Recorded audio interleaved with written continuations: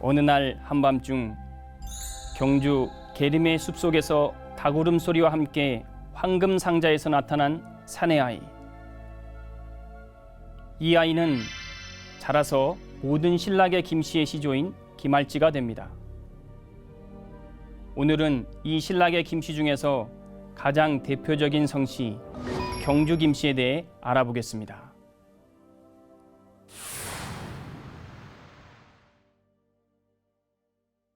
우리나라에서 5명 중 1명이 김씨일 정도로 김씨가 많은데요. 김씨는 크게 김할지의 신라계와 김수로왕의 가야계로 나누어집니다. 또한 김할지로부터 시작되는 신라계 김씨는 경순왕 계열과 비경순왕 계열로 나누어 볼 수 있는데요. 신라계 김씨의 약 70% 이상이 경순왕 계열입니다. 경순왕 계열에는 경주 김씨, 김영 김씨, 안동 김씨, 의성 김씨 등이 있고, 비경순왕 계열에는 광산 김씨, 강릉 김씨, 선산 김씨가 대표적입니다. 그리고 신라계 김씨에서 분적한 성씨가 있는데요.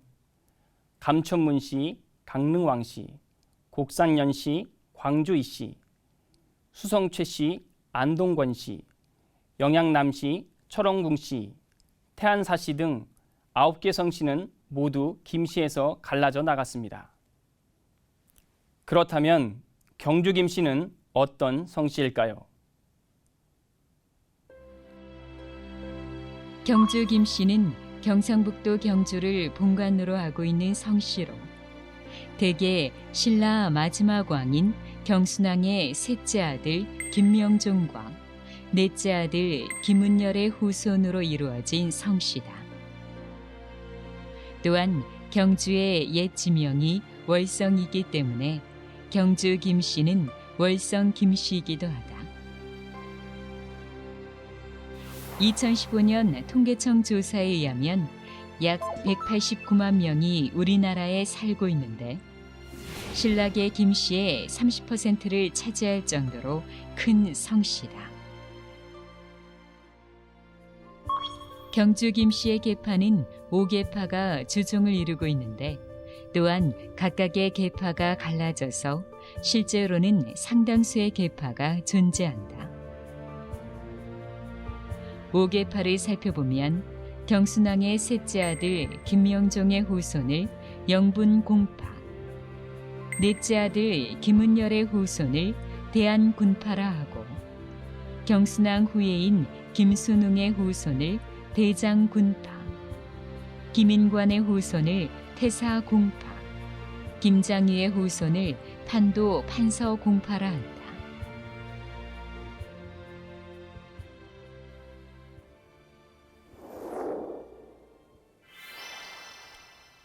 이것은 뿌리공원에 있는 경주 김씨 성씨 조형물입니다. 여기에는 경주 김씨의 시조와 역대 인물들을 간략하게 소개하고 있는데요. 그 내용을 살펴보겠습니다.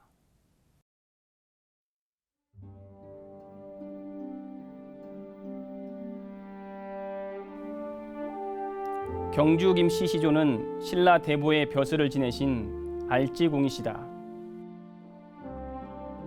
공은 서기 65년 봄 3월 밤에 지금의 경주시 교동 소재의 계림에서 탄강하셨다. 그 후 태자로 책봉하여 왕위에 오르시게 하였으나 극구 사양하시고 재상인 대보의 벼슬을 제수받아 대보공이라 부르게 되었다. 그 후 공의 7세 손인 김미추가 경주 김씨로는 첫 왕위에 오르시니 이분이 곧 신라 제13대 미추 왕이시다. 신라 992년간 56왕 중 경주 김씨 38왕이 왕위에 올라 신라 천년의 치세를 누렸다. 경주 김씨는 신라의 마지막 왕인 경순왕을 중시조로 하여 본관을 경주로 득관하여 선조의 숭고한 애족 애민 사상과 찬란한 신라 문화 창달의 예지를 이어받아 국내 유수의 명문 거적으로 크게 번성해 왔다.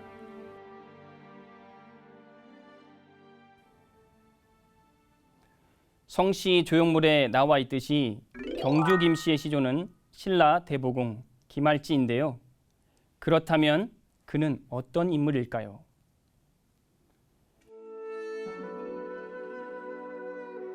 이곳은 경상북도 경주시 인왕동에 있는 신라 왕궁터 월성이다. 지형이 초승달처럼 생겼다 하여 월성 또는 반월성으로 부른다. 이 월성의 서쪽에 느티나무 우거진 작은 숲이 있는데 김할지의 탄생 신화를 간직한 계림이다.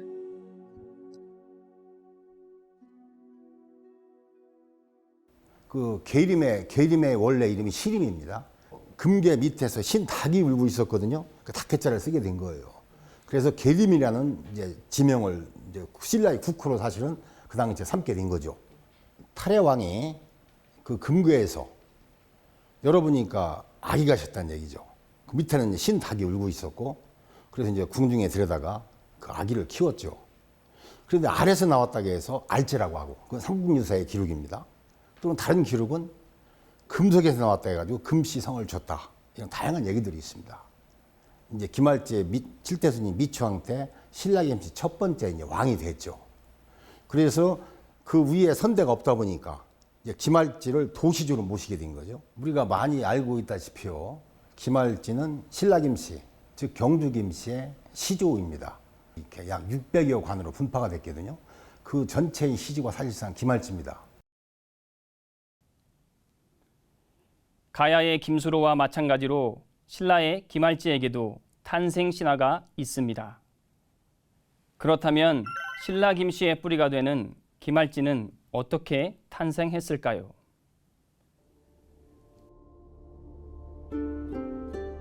탈해왕이 금성 서쪽에서 다구는 소리를 듣고 새벽에 신하를 보내 알아보게 하니 숲속에서 찬란한 빛이 밝게 빛나고 자줏빛 구름이 하늘에서 땅까지 드리워지고 구름 속으로 보이는 나뭇가지에는 황금 상자가 걸려 있는데 그 상자 속에서 빛이 나오고 나무 밑에서는 흰 닭이 울고 있었다. 왕이 숲으로 가 그 상자를 열어보니 사내 아이가 누워 있다가 곧장 일어났는데 그 아이의 자태와 용모가 범상치 아니하므로 왕이 이 어찌 하늘이 나에게 내린 아들이 아니겠는가라고 기뻐하며 어가에 태워 대궐로 돌아오는데 새와 짐승들이 서로 기뻐 춤을 추며 뒤를 따랐다. 자라면서 총명하고 지략이 뛰어나니 그 이름을 알지라 하고 성은 금괴에서 나왔다고 하여 김이라 하였다.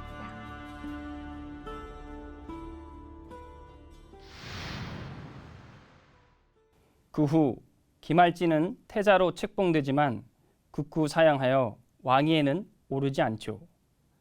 대신 재상인 대보의 벼슬을 제수받는데요. 그래서 대보공이라고 부릅니다. 앞서 신라계 김씨의 70% 이상이 경순왕 계열이라고 말씀을 드렸는데요. 모두 경순왕 이후에 분간되었기 때문에 경순왕의 위치가 아주 중요합니다. 그래서 경주 김씨에서는 경순왕을 중시조로 모시고 있는데요. 그렇다면 신라의 마지막 왕인 경순왕은 어떤 인물일까요?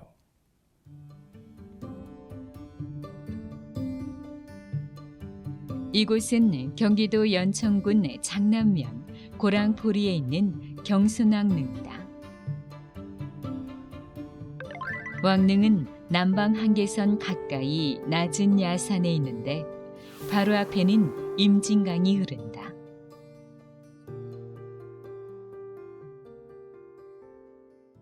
삼국사기에는 경순왕과 마이태자의 그 대화 내용에 그 경순왕이 어떤 분이신가에 좀 잘 나타나 있습니다. 마이태자는 이렇게 얘기를 합니다. 나라의 운명은 천명에 있는 것인데 어찌 그 시운이 다 하지도 않았는데 나라를 들어서 함부로 남에게 넘겨줄 수 있겠습니까? 물론 마이태자로서도 충분히 명분이 있고 그 기계와 자존심을 역사는 높이 평가를 하고 있습니다. 그러나 삼국사기에는 경순왕의 애민하는 마음이 절절히 실려 있어요. 백성들의 뇌와 간을 땅에 바를 수 없다. 무모한 항쟁으로 인해서 무고한 백성들이 비참해지는 일은 나는 참아 못하겠다 하면서 백성들을 위해서 참 나라를 고려에 참 평화적으로 넘겨준 경순왕의 마지막 선택을 우리는 올바르게 평가를 해야 될 것입니다. 그리고 경순왕이 이곳에 묻히게 된 이유는 경순왕은 나라가 어려워지고 지탱하기가 도저히 힘들게 되자 화백회의를 통해서 나라를 고려에 양도하게 됩니다. 속전에 의하면 경순왕이 훈거했다는 이런 비통한 소식을 전해 들은 신라의 유민들은 장사진을 이루어서 경순왕을 경주로 모셔가는 노력을 했습니다. 경주를 장주로 잡고 또 침과 식량을 등에 짊어지고 그 경순왕의 장례 행렬을 따라 나서자 마치 송도가 텅 빌 정도라 기록을 하고 있습니다. 하루 만에 갈 수 없지 않습니까? 한 달, 두 달 가는 곳곳마다 경순왕을 흠모하는 그런 백성들이 구름대처럼 모여들게 되면 고려의 집권자들에게는 아마 부담이 있었을 겁니다. 그래서 고려 조정에서는 긴급히 군신회의를 열고 그 결과 왕부 부고 백리외, 즉 왕의 시신은 100일 밖을 못 나간다. 참으로 절묘한 부시를 찾아낸 겁니다. 그러니까 왕의 대우를 보장받는 대가로 운구의 임진강 부활을 막은 겁니다. 그래서 임진강을 넘지 못하고 이 자리에 묻히고 만 것이죠.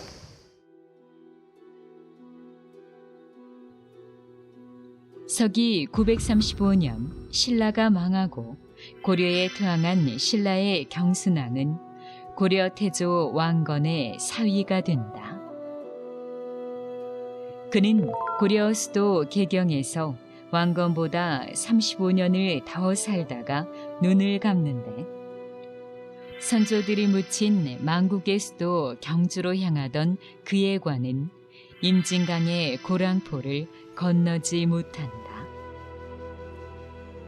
신라 유민들의 봉기를 우려한 고려 왕실이 왕의 무덤은 수도에서 100리밖에 두지 못한다고 운구를 멈추게 한 것이다.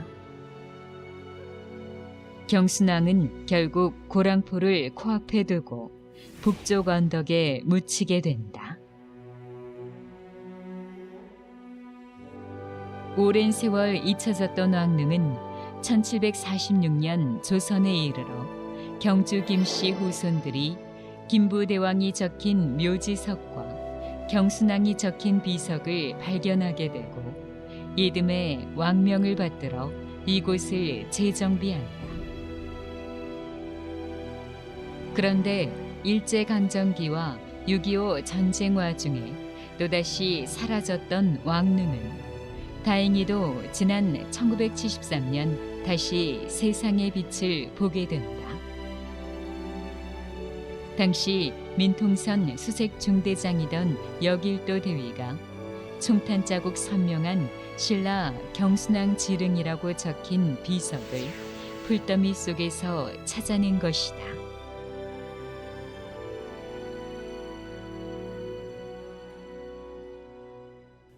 신라인들의 고통과 희생을 줄이고자 기울어져가는 나라를 태조 왕건에게 바친 경순왕은 죽어서 고향에 가고자 했으나 결국 임진강을 건너지 못했습니다. 경순왕이 묻힌 이곳은 빈통선 아니어서 전에는 자유롭게 왕래할 수 없었지만 지난 2000년 이후로는 누구나 자유롭게 출입할 수 있게 되었습니다. 그런데 경순왕은 고려에 투항한 이후 어떤 삶을 살았을까요? 이것은 고려에서 경주 김씨의 위치가 결정되는 중요한 문제가 됩니다.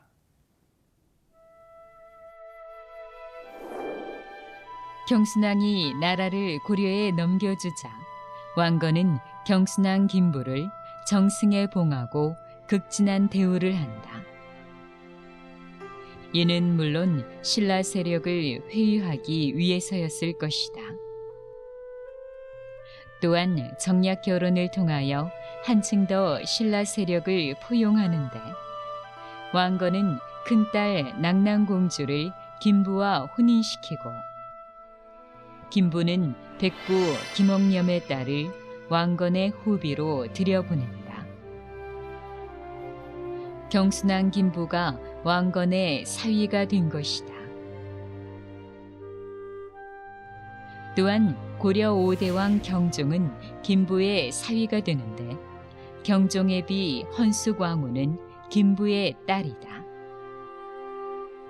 경종은 즉위하자 더욱 예를 갖춰 김부를 상부라고 부르고 시급을 1만호로 늘린다. 그리고 김부의 사촌인 신성왕후는 고려 8대 왕인 현종의 할머니다. 이후 고려왕실이 현종의 후손에서 이어졌으므로 고려왕실은 신라왕실의 외손이 되는 것이다. 이처럼 신라왕족은 고려왕족과 혈연적으로 연결되어 고려의 지배 세력으로 자리를 잡으면서 경주 김씨는 고려조에서도 큰 세력을 형성하게 된다. 조선조에도 상당한 명문가로 이어져 내려왔으며 현대까지도 최대 규모 성씨의 하나로 존재한다.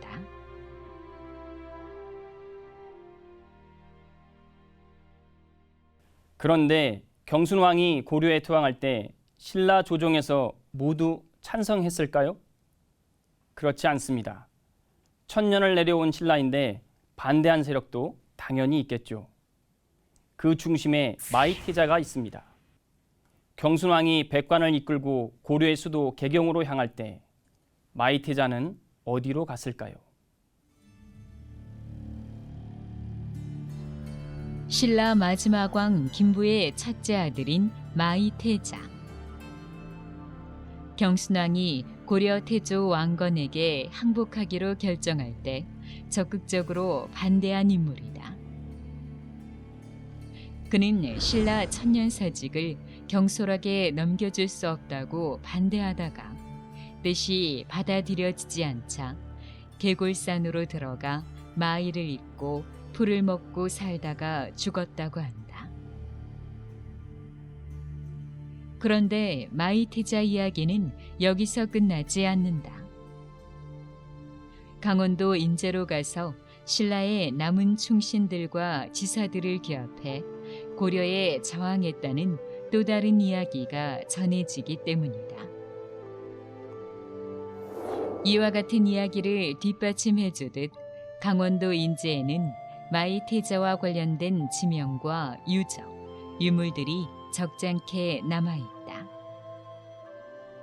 마이태자를 의미하는 김부리와 김부대왕각, 마이태자의 광복운동을 암시하는 가물리, 갑옷을 입고 진을 친다는 갑둔리 등 마이태자가 이곳에와 머무르면서 신라를 재건하고자 군사를 모집해 길렀다는 이야기가 전해온다.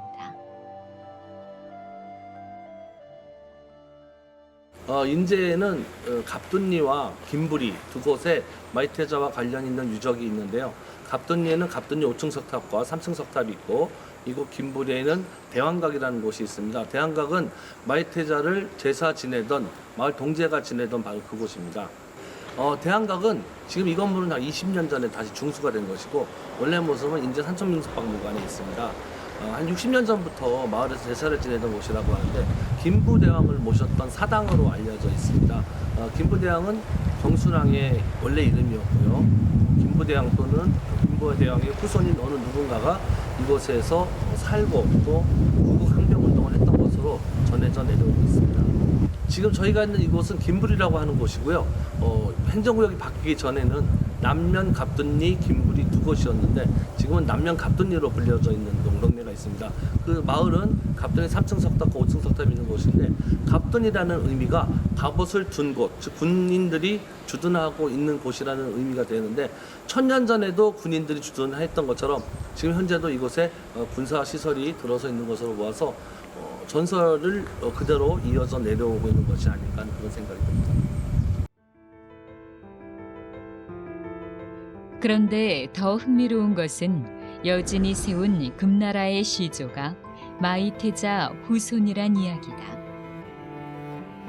금나라의 정사인 금사 세기를 보면 금나라 시조의 이름은 한보인데 처음에 고려에서 왔다고 하고 고려사와 신증 동국여지 승남에는 옛날 평주의 승려 금준이 도망하여 여진으로 들어가 아지 고촌에 살았는데 이 사람이 금나라의 선조라 한다고 되어 있다.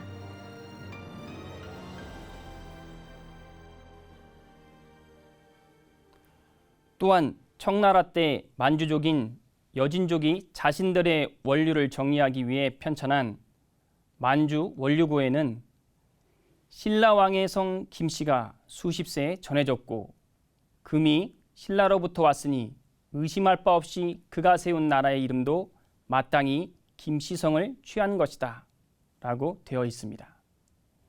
이 같은 기록으로 보면 금나라 시조 한보 또는 금주는 고려에서 넘어간 신라 김씨임을 알 수 있는데요. 그는 강원도 인제에서 신라 부흥운동을 펼치고 있던 마이태자 후손임을 짐작할 수 있습니다. 고려와 조선에서도 명문가로 자리 잡은 경주 김씨, 이외에 어떤 인물들이 더 있을까요?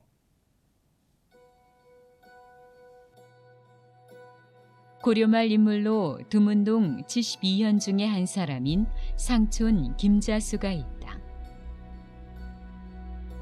그는 국민왕 때 문과에 장원급제하고 우왕초에 정원이 된다. 이때 외구 토벌의 공으로 포상받은 경상도 도순문사 조민수는 왕에게 감사의 편지를 올린다. 이에 우왕은 회답하는 교서를 지으라는 명을 내리는데 하지만 김자수는 전날 김해, 대구에서 있었던 외구와의 전투에서 조민수가 비겁하게 도망하여 많은 사조를 죽게 한 사실을 들어 명을 받들 수 없다고 한다.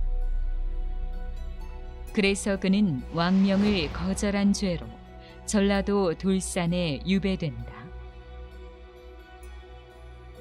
그 후 공양왕 때 벼슬이 형조 판서에 이르렀으나 고려가 망하자 충신은 불사이군이라며 고향인 안동에 은둔하여 세상에 나오지 않는다. 태조 이성계가 불렀으나 응하지 않았고 태종 이방원이 다시 부르자 지금의 태제고개인 경기도 광주 추령에 이르러 절명구를 남기고 자결한다.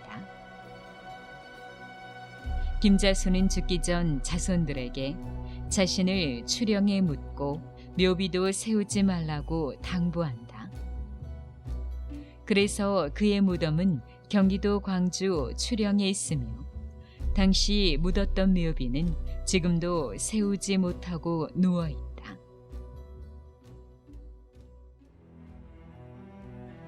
조선 중기의 인물로는 충암 김정이 있다.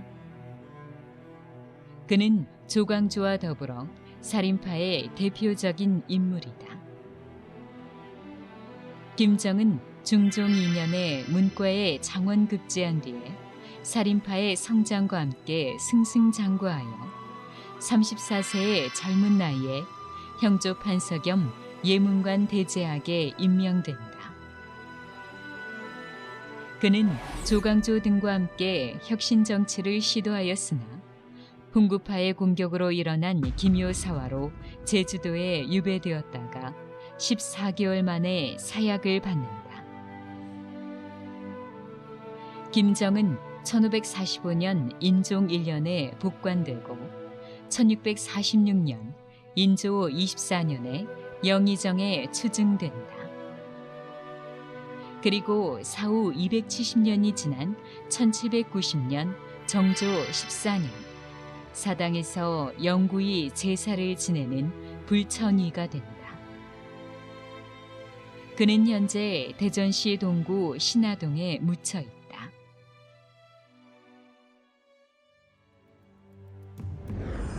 주사체와 세안도로 잘 알려진 김정희. 그는 시, 서, 화는 물론 금석 고증학, 경학, 불교 등 다방면에 뛰어난 업적을 남긴 19세기 조선을 대표하는 석학이며 청나라에도 이름을 날린 글로벌 지식인이다. 그는 조선 정조 때 충남 예산에서 태어났는데 영조가 지극히 사랑한 화순옹주와 김한신의 증손자다. 김정희는 어려서부터 총명하고 기백이 뛰어나서 일찍이 북학파의 1인자인 박제가의 눈에 띄어 어린 나이에 그의 제자가 된다. 24세 때 생부 김노경이 동지부사로 영경에 갈 때 함께 동행하는데 그때의 경험이 그의 학문적 맥을 형성하는데 큰 영향을 미친다. 다방면에 천재적 재능을 가진 추사는 문과에 급제하여 벼슬이 형조 참판에 이르렀으나 19세기 세도 정치하에서 순탄치 않은 삶을 살게 된다.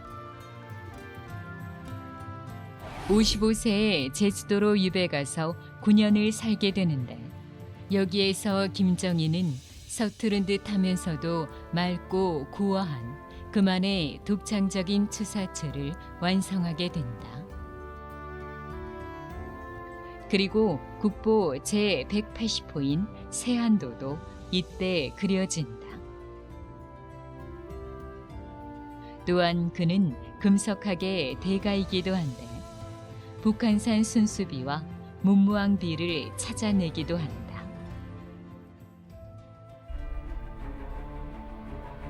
이외에도 삼국사기를 편찬한 김부식, 삼국유사를 편찬한 일연스님인 김견명, 그리고 구한말 격동의 시기에 가보개혁을 주도한 조선의 마지막 영의정이자 최초의 총리 대신인 김홍집이 있다. 현대인물로는 김두관 국회의원과 김관진 전 국방부 장관, 문재인 대통령 부인인 김정숙 여사가 있다.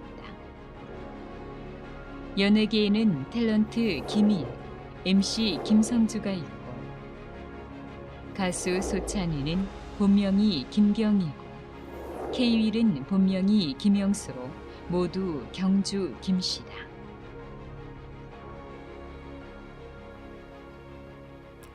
이외 NC소프트 CEO인 김택진, 2020년 밴쿠버 동계올림픽에서 금메달을 딴 피겨 여왕 김연아도 경주 김씨죠.